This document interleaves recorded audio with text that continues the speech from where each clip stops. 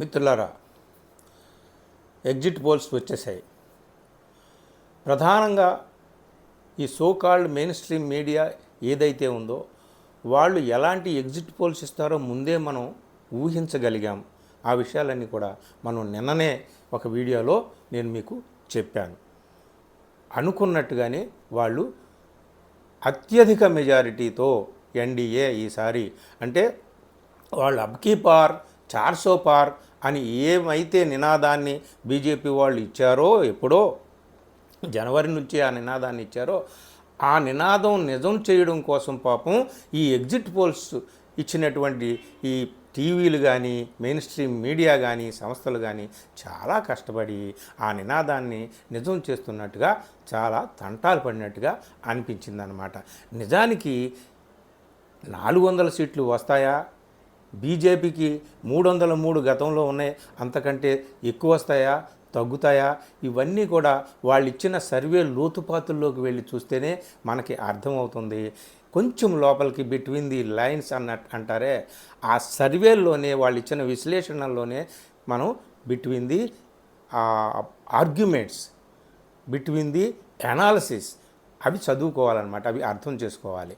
So ఒక పక్క ఇప్పటికీ కొందరు నిజాయితీగా చిత్తశుద్ధిగా నమ్ముతున్నటువంటి విషయం ఏమిటంటే ఈ ఎగ్జిట్ పోల్స్ కరెక్ట్ కాదు, అసలైనటువంటి తీర్పు 4వ తేదీన మాత్రమే వస్తుంది, భారతీయ ఓటరు మదిలో ఏముందో అనేటటువంటిది కేవలం 4వ తేదీన మాత్రమే తెలుస్తుంది అనేటటువంటిది.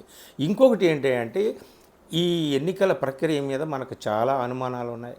ఒకటి,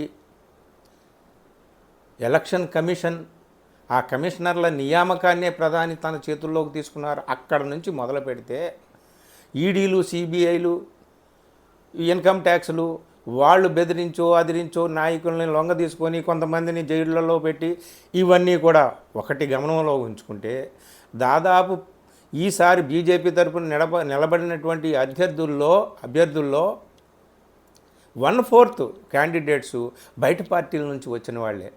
అంటే నయానో భయానో భయపెట్టో ప్రలోభ పెట్టో వాళ్ళని వీళ్ళు లాక్కున్నటువంటి వాళ్ళే. ఇవన్నీ పాయింట్లు, ఈ పాయింట్లు కూడా గమనంలోకి పెట్టుకుంటే ఎలక్షన్ కమిషన్ ఓటర్ల లిస్టు ఇవ్వకపోవడం, ఓటర్ల లిస్టులో చాలామంది ఓట్లు కోకొల్లలుగా గల్లంతైనటువంటి అభియోగాలు వచ్చాయి.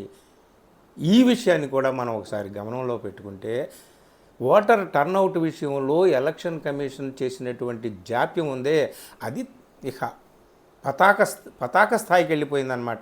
మన అనుమానాలు, సందేహాలు ఏవైతే ఉంటాయో వాటిని అన్నిటినీ కూడా బలోపేతం చేయడానికి ఈ ఎలక్షన్ కమిషన్ చేసినటువంటి జాప్యం, అంటే మొదటి రోజు ఎలక్షన్ జరిగిన రోజు సాయంత్రానికి ఇచ్చిన లెక్కకి 10 రోజుల తర్వాత, వారం రోజుల తర్వాత, 5 రోజుల తర్వాత ఇచ్చిన లెక్కకి చాలా తేడా ఉంది. మొత్తం అన్ని ఫేజెస్లో వాళ్ళు ఇచ్చినటువంటి మొదటి లెక్కకి తర్వాత లెక్కకి ఒక జనరల్గా ఒక రేషియో తీసుకుంటే దాదాపు 6% తేడా ఉంది. అంటే 2.5 కోట్ల ఓట్లు అధికంగా ఇక్కడ మనకి లెక్క తేల్చారు కొంతమంది. అంటే 2.5 కోట్ల ఓట్లు ఇవి ఎవరికి పడ్డాయి?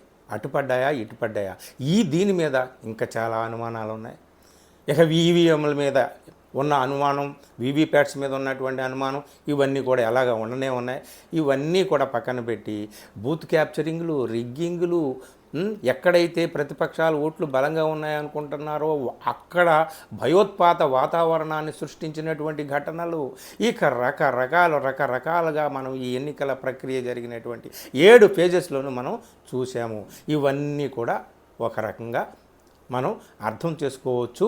ఈ దేశంలో ఎంతవరకు ప్రజాస్వామ్యం ఉంది, ఎంతవరకు స్వేచ్ఛగా, శాంతియుతంగా, నిజాయితీగా ఎన్నికలు జరుగుతున్నాయి అనేటటువంటి దాని మీద మనం ఒక కొలిక్కి రావచ్చు, ఒక అభిప్రాయానికి రావచ్చు. ఇవన్నీ కూడా పక్కన పెడితే ఇప్పటికీ కూడా ఇండియా కూటమి వారు తమకే మెజారిటీ వస్తుందని బలంగా నమ్ముతున్నారు. వాళ్ళు మాత్రం ఈ సోకాళ్ళు national level main stream media వాళ్ళు, సర్వే సంస్థలు ఇచ్చినటువంటి ఎగ్జిట్ పోల్స్ చూస్తే అబ్కీ బార్ 400 పార్ అనేటటువంటిది బీజేపీ నినాదానికి చేరువుగా ఉందనేటటువంటి విషయం మనకి అర్థమవుతుందన్నమాట. కానీ లోతుల్లోకి పోయి చూస్తే అర్థమవుతుంది ఏమిటయ్యా అంటే మిత్రులారా, మహారాష్ట్రలో తగ్గుతున్నట్టు వాళ్ళే ఇచ్చారు, బీహార్లో తగ్గుతున్నట్టు వాళ్ళే ఇచ్చారు. పంజాబ్లో ఏమాత్రం పెరగలేదు, గతంలో 2 ఉన్నాయి, ఇప్పుడు ఆ 2 కంటే ఎక్కువ రాకపోవచ్చని. హర్యానాలో సగానికి సగం అంతకుముందు పూర్తిగా వచ్చాయి. అలాగే మహారాష్ట్రలో బాగా తగ్గుతున్నాయి వాళ్ళు చెప్పినటువంటి లెక్క ప్రకారమే. సో కానీ మిత్రులారా, ఇక్కడ ఒక మెలిక ఏమిటంటే వాళ్ళు మొదటి నుంచి కూడా ఒక మాట చెప్తున్నారు, మాకు వెస్ట్ అండ్ నార్త్ ఈ ప్రాంతంలో ఫుల్గా సాధించుకున్నాం, ఎక్కడైనా ఇక్కడ తగ్గితే మేము ఈస్ట్ సౌత్లో పెంచుకుంటాము అని. ఏంటి అంతా వాళ్ళ చేతుల్లో ఉన్నట్టే. ఎక్కడ తగ్గుతాయో, ఎక్కడ పెరుగుతాయో, ఎక్కడ పెరగాలో, ఎక్కడ తగ్గాలో అంతా కూడా వాళ్ళు ముందే అంతా రాసి పెట్టేసుకున్నట్టు అనమాట. తమ జాతకాన్ని తామే రాసేసుకున్నటువంటి అపర జ్యోతిష్కుల్లాగా వాళ్ళు ఏం చెప్పారో అట్లాగే ఎగ్జిట్ పోల్స్ కూడా చెప్తున్నాయి. విచిత్రం ఏమిటంటే వాళ్ళు బెంగాల్లో మాకు పెరుగుతాయని అన్నారు, బెంగాల్లో పెంచి చూపిస్తున్నారు. యాక్సిస్ మై ఇండియా కొద్దో గొప్ప రిలయబిలిటీ ఉంది, అక్యురసీ ఉంది అని మనం అనుకుంటున్నామే. వాళ్ళు చెప్తున్నది ఏమిటంటే బెంగాల్లో ఏకంగా బొమ్మ తిరగబడిపోయిందనమాట. 26 నుంచి 31 దాకా రావచ్చు ఎన్డీఏ కూటమికి అనేటటువంటిది. అక్కడ అసలు బిజు జనతాదళ్లో అక్కడ మొత్తం నేల మట్టం అయిపోతుంది. అక్కడ అంతకుముందు 8 ఉంటే ఇప్పుడు 16, 17 దాకా వచ్చేస్తాయని చెప్పేసి. సరే, ఆంధ్రప్రదేశ్లో చంద్రబాబు నాయుడు పుణ్యం అంట వాళ్ళకి బంపర్ మెజారిటీ వస్తుందని చెప్పేసి అదొకటి. అది అక్కడ సస్పెన్స్ ఉంది. అక్కడ ఆంధ్రప్రదేశ్కి సంబంధించి అటు లోకల్ సంస్థలు ఒక రకంగా, జాతీయ సంస్థలు ఒక రకంగా వస్తున్నాయి కాబట్టి అది కొంచెం సస్పెన్స్ ఉంది. ఏది ఏమైనప్పటికీ తెలంగాణకు వచ్చేటప్పటికి వాళ్ళు అక్కడ బంపర్గా 17లో ఏకంగా 12 స్థానాలు పైగా వాళ్ళు తెలంగాణలో సాధిస్తున్నట్టు చెప్తున్నారు. కర్ణాటకలో తగ్గేదే లేదు, 22, 20, 23, 24 దాకా వచ్చేస్తాయని చెప్తున్నారు. ఒక పక్క చాలామంది కర్ణాటకలో ఈసారి తగ్గుతాయని చెప్పేసి, రాజస్థాన్లో తగ్గుతాయని చెప్పేసి, ఇట్లా చాలా చోట్ల బెంగాల్లో పెద్దగా తేడా ఉండకపోవచ్చు అనేటటువంటిదే చాలామంది చెప్పినాడు. కాకపోతే 1-2 సీట్లు అటు ఇటు మారవచ్చు. ఎందుకంటే అక్కడ బెంగాల్లో ఇది వాళ్ళే అంటే లెఫ్ట్ కాంగ్రెస్ అండ్ తృణమూల్ కాంగ్రెస్ ముగ్గురు పోటీ పడ్డారు, తలపడ్డారు. కాబట్టి ఈ ముక్కోణపు పోటీలో, ముగ్గురు మిత్రుల పోటీలో 4వ శత్రువు వచ్చి కొట్టుకుపోయే అవకాశం అక్కడ ఉంది. 1-2 సీట్ల కంటే అధికంగా ఉండకపోవచ్చు తేడా, లేదా 2-3 సీట్లు, 4 సీట్లు ఉండవచ్చు. ఎంత తేడా ఎలా ఉంటుంది అనేటటువంటిది అనుమానాలు ఉన్నాయి. అందుకని మిత్రులారా, ఒక సరైనటువంటి ఆలోచనాత్మకంగా చేసినటువంటి ఒక సర్వేలో ఈరోజు ఉదయం నేను చూసిన దాన్ని బట్టి నాకు అర్థమవుతుంది ఏమిటయా అంటే, మొత్తం అన్నిటినీ కూడా పరిశీలించిన దాని మీద వాళ్ళకు అనుకూలమైనటువంటి మీడియా ఇచ్చినటువంటి ఎగ్జిట్ పోల్స్ని బట్టి చూస్తే బీహార్లో ఖచ్చితంగా వాళ్ళకి కోల్పోతున్నారు చాలా సీట్లు, 20 కంటే ఎక్కువ రావు అక్కడ. అలాగే అక్కడ ఒక్క సీటు కూడా లాస్ట్ టైం ఆర్జేడీకి రాలేదు మిత్రులారా, గుర్తుపోండి. ఈసారి 12 పైనే ఆర్జేడీ అక్కడ సాధించవచ్చని, ఆర్జేడీ కాంగ్రెస్ కలిపి లెఫ్ట్ కలిపి 20కి పైగా అక్కడ సాధించవచ్చని చెప్పి వాళ్ళు ఇచ్చినటువంటి లెక్కలతో కూడా మనం సూచాయిగా అర్థం చేసుకుంటున్నాం అనమాట. మహారాష్ట్రలో అయితే ఘోరంగా దెబ్బతింటున్నారు.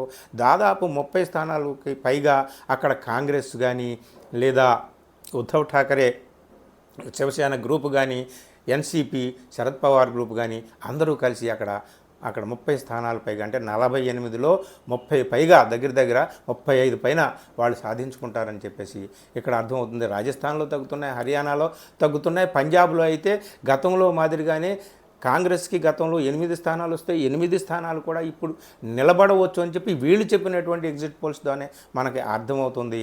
ఏది ఏమైనప్పటికీ కూడా యూపీలో వాళ్ళు ఇచ్చినట్టుగా అంతగా బంపర్, ఇంతకుముందు 62 వస్తే 65 దాకా వస్తాయని ఇప్పుడు వాళ్ళు చెప్తున్నారు, 64, 65 వస్తాయని. కానీ 50కి అక్కడ మించే అవకాశం లేదు అనేటటువంటిదే ఇప్పటికీ తాజాగా చాలామంది గ్రౌండ్ రిపోర్ట్స్లో చెప్తున్నటువంటి విషయం అన్నమాట.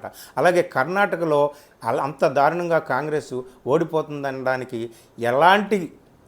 ఎట్టి పరిస్థితుల్లోనూ నమ్మడానికి వీల్లేదని చెప్పి అక్కడ కనీసం 15 స్థానాలపైన కాంగ్రెస్ సంపాదించుకుంటుందనేటటువంటిదే ఇంకా గట్టిగా అందరూ నమ్ముతున్నారు మిత్రులారా.